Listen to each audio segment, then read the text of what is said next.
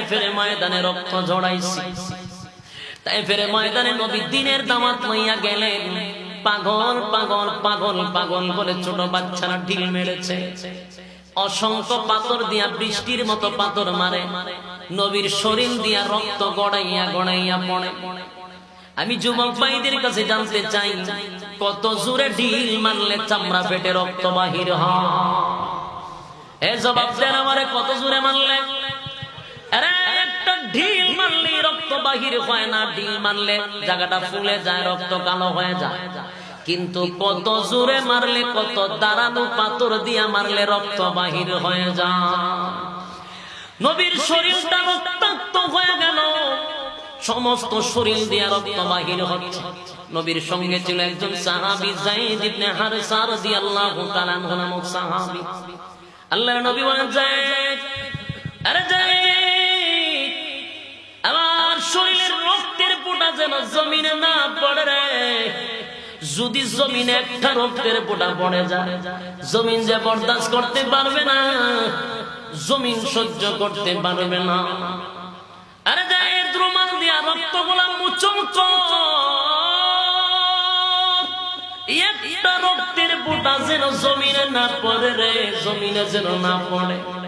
যায়েদ ইবনে হারেসা রুমাল দিয়া রক্তগুলা মোচন করে, কিন্তু রুমালে আর রক্ত শোষণ করে না, রুমালটা ভিজে গেছে।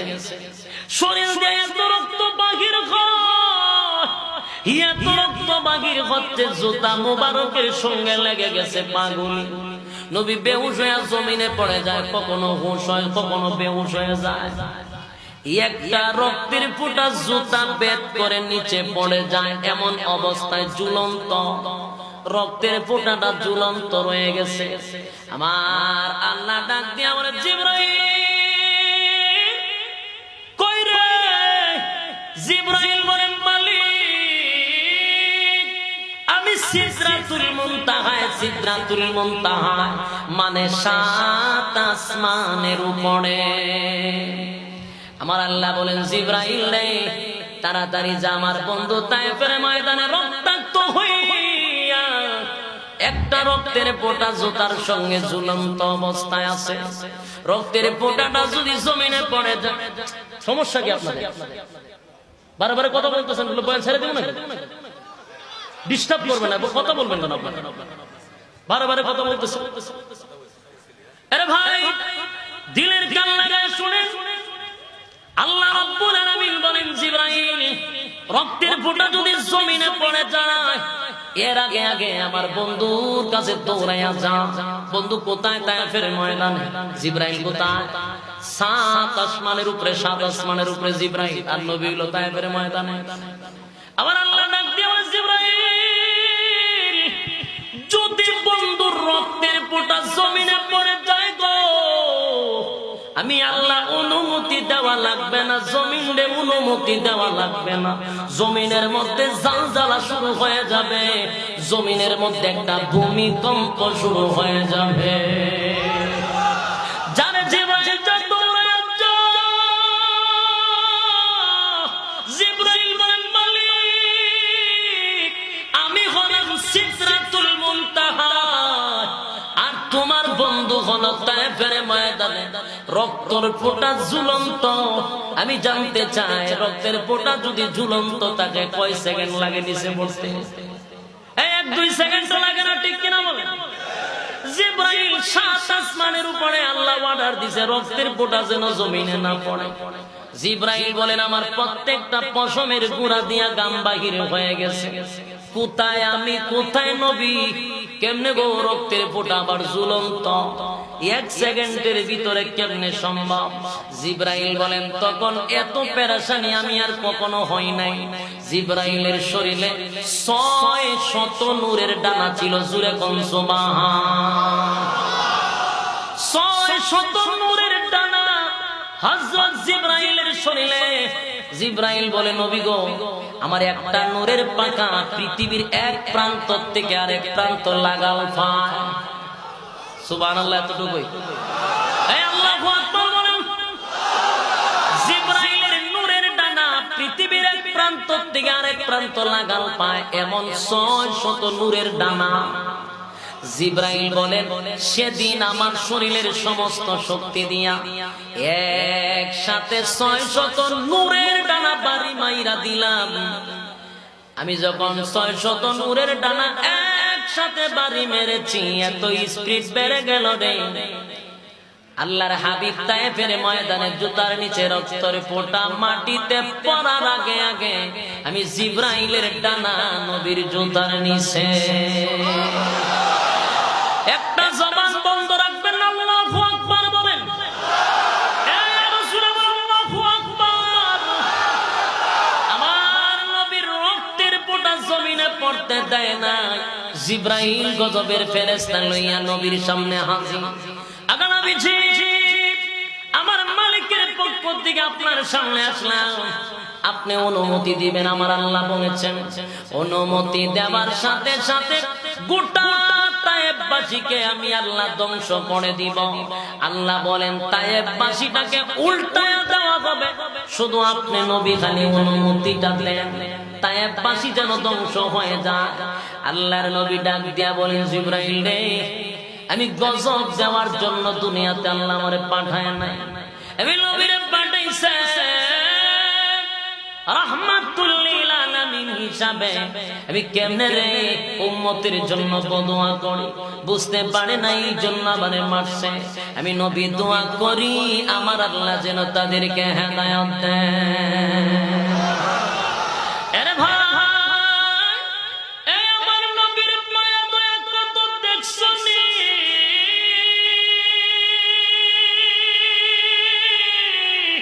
নিজে রক্তাক্ত হইয়া আল্লাহর দরবারে দোয়া করে, মালিক রে তুমি আমার গুনাহগার উম্মত রে মাফ কইরা হেদায়েত দিয়া দাও, তাদেরকে ধ্বংস করে দিলে আমি নবী কার কাছে দ্বীনের দাওয়াত লইয়া যাইব? আমার প্রশ্ন হলো, ইয়া তোমার নবী উহুদের ময়দানে খাইলো, আরে তায়েফের ময়দানে এত রক্ত ঝরাইলো, বদুয়া দিছে না উল্টা দোয়া করছে? জোরে বলেন। তাহলে কি হয়ে গেল? আবুল আহাবের ছেলেরে কেন বদুয়া দিল? আবুল আহাবের ছেলে তো নবীরে মারে নাই, টান দিয়ে জামা ছিঁড়ে ফেলেছে। এরপর আমার আল্লাহর নবী বলেন আল্লাহ তুমি তারে ধ্বংস করে দাও।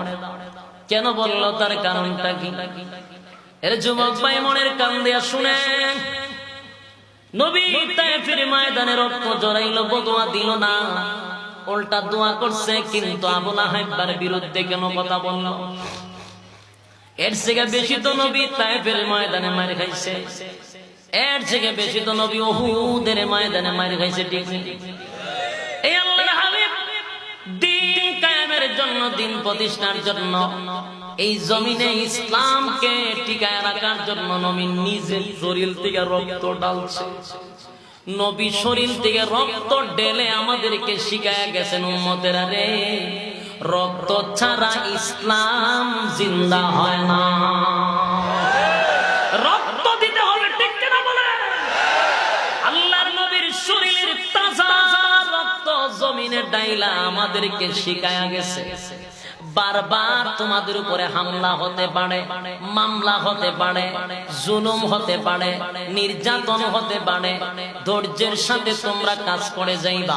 কারণ আমি নবীর উপরও হামলা হয়েছে, মামলা হয়েছে, মন খারাপ করার কিচ্ছু নাই। ইসলাম জিন্দা করতে গেলে মার তো খাইতেই হবে, ঠিক কিনা বলেন? আরে যুবক ভাই, উহুদের ময়দানে আল্লাহর হাবিব মার খাইছে রে, আল্লাহর নবী মার খাইছে। বেঈমানরা নবীরে মারার জন্য আরে চতুর্দিকে তীর মারতে লাগলো, চতুর্দিকে তীর মারতে লাগলো। 10 জন সাহাবী নবীর সামনে দাঁড়ায়া বলে, নবী গো টেনশন করবেন না, আমরা যতক্ষণ পর্যন্ত দুনিয়ার জমিনে বেঁচে থাকবো একটা তীরের আঘাত আপনি নবীর উপরে পড়তে দিব না। আরে যুবক ভাই, আশিকে রাসূল কারে কয়, আশিকে রাসূল কারে কয়, একটু মনের দিলের কান লাগায়া শুনেন। আশিকে রাসূল কারে কয়, রক্ত দেওয়ার নাম হইল আশিকে রাসূল, মিষ্টি খাওয়ার নাম আশিকে রাসূল না।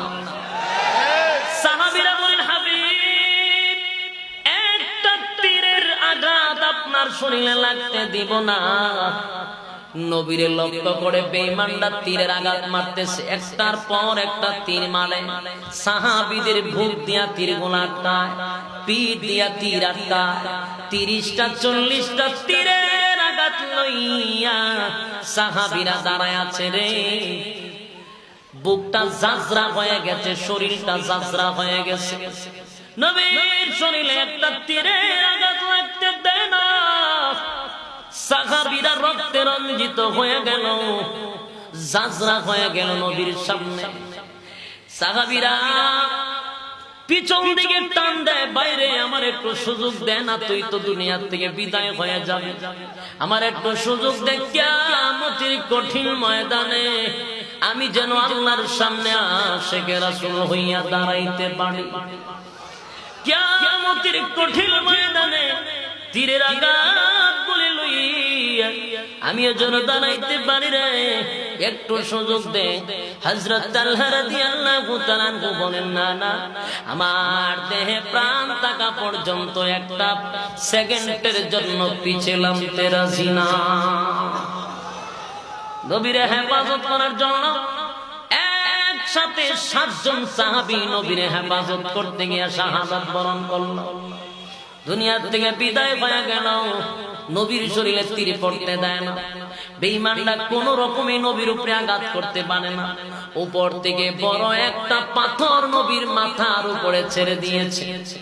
নবীর মাথায় লোহার হেমলেট ছিল, লোহার হেমলেটটা ভেঙে নবীর মাথা দিয়া লোহার হেমলেট ঢুকে গেছে। পাথরটা পড়ার সময় নবীর চেহারা মুবারকে ধাক্কা লাগে, দান্ডা ভেঙে গেছে। নবীর দান্দার মুবারক শহীদ হয়ে গেল, মাথা দিয়া লোহার হেমলেটটা ঢুকে গেছে। নবী ব্যথায় ব্যথিত হইয়া এর বেহুশ হইয়া একটা গর্তের ভিতরে পড়ে গেছে। সহ্য করার মতো না, লোহার ফাঁক ভিতরে ঢুকে। নবী নাই রে। গোটা উহুদের ময়দানে খবর হয়ে গেছে নবী দুনিয়ার থেকে বিদায় হয়ে গেছে। এক একজন সাহাবী, উমরের মতো সাহাবী তরবারিটা লইয়া যারা গর্জন দেয়, ওই সাহাবীর হাত থেকে তরবারি পড়ে গেছে। আরে উমরের হাত থেকে তরবারি পড়ে গেছে, আলীর হাত থেকে তরবারি পড়ে গেছে, মাটিতে লুটাইয়া পড়ে গেছে। হযরত উমর বলে, কার জন্য যুদ্ধ করব রে, কার জন্য বেঈমানলে কুচি কাটা করব? যেই জমিনে আমার নবী নাই, হযরত উমর তরবারি ফেলিয়া চোখের পানি গোলা ছেড়ে দিয়া কান্না জমিনে পইরা গড়াগড়ি করলে আর কান্দে, আমার নবী নাই, নবী না।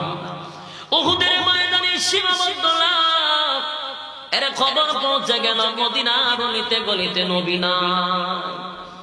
ওইদিকে মদিনায় খবরটা যখন পৌঁছে গেল, মদিনার ছোট ছোট মাসুম বাচ্চারা পর্যন্ত নবীর জন্য কান্দে।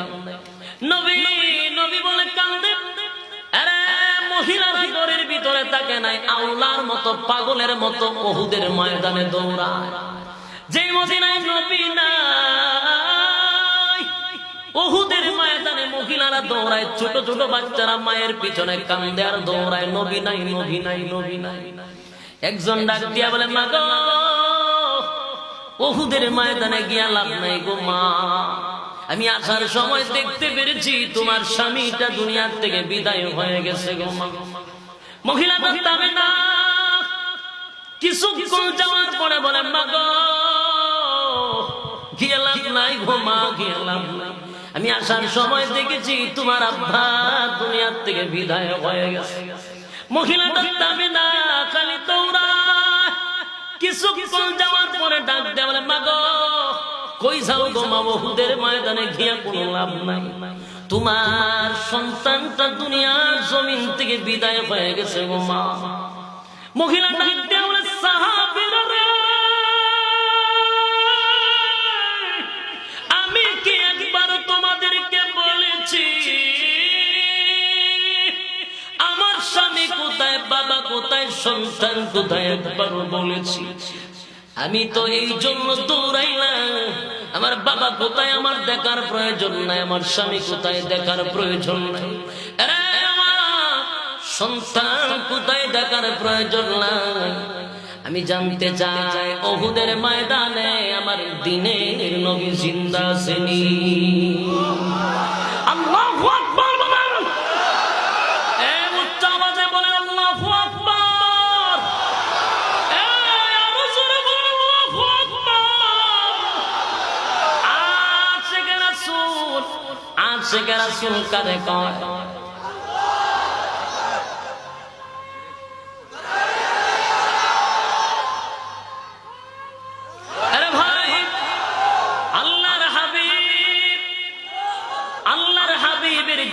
সাহাবীদের কত মায়া ছিল, কত মহব্বত ছিল। ইমানি জজবা কারে কয়? ইমান কারে কয়? আশিকে রাসূল কারে কয়? এরা একবারও চিন্তা করে না আমার স্বামী কোথায়, আমার বাবা কোথায়, এরে আমার সন্তান কোথায়, একবারও কিন্তু চিন্তা করলো না। সব মহিলারা কান্দে আমার দ্বীনের নবী দুনিয়ার জমিনে বেঁচে আছে কিনা। এরে ভাই, সেই উহুদের ময়দানে আল্লাহর নবী রক্তাক্ত হয়েছে। আল্লাহ বলেন হাবিব উঠেন গো। জিবরাইল গজবের ফেরেশতা লইয়া নবীর সামনে হাজির। ডাক দিয়া বলি নবী গো, মাথা মুবারকটা তুলেন গো নবী, মাথা মুবারক তুলেন। গোটা উহুদের ময়দান খবর হয়ে গেছে আপনি নবী দুনিয়ায় জমিনে নাই। গোটা মদিনায় খবর পড়ে গেছে আপনি নবী দুনিয়ায় নাই।